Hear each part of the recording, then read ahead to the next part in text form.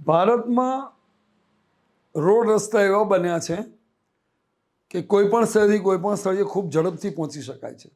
એટલા બધા express way ને બધો ફાયદો પૂરા દેશમાં જ્યારથી નીતિન ગડકરી સાહેબે માર્ગ પરિવહનનો સંભાળ્યા છે ત્યારથી આ પરિણામ મળ્યા છે. પણ રસ્તા જેટલા પહોળા થાય ને એટલી વાહનની ગતિ વધે, અને ગતિ વધે એટલે અકસ્માત 100% વધે ને વધે. એક સિમ્પલ નિયમ છે.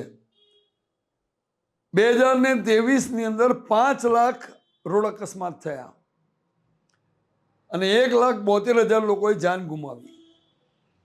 ગડકરી સાહેબનું માનવું છે કે આ ખરાબ રોડ રસ્તાને કારણે અકસ્માતો થયા છે, માટે આ રોડ રસ્તામાં જો ક્ષતિગ્રસ્ત રોડ રસ્તા કોઈ બનાવે તો એના માટે આકરામાં આકરી સજા હોવી જોઈએ. જો એવી જોગવાઈઓ હોય અથવા તો ઊભી કરવામાં આવે તો કદાચ આ અકસ્માતોનું પ્રમાણ ઘટી શકે છે.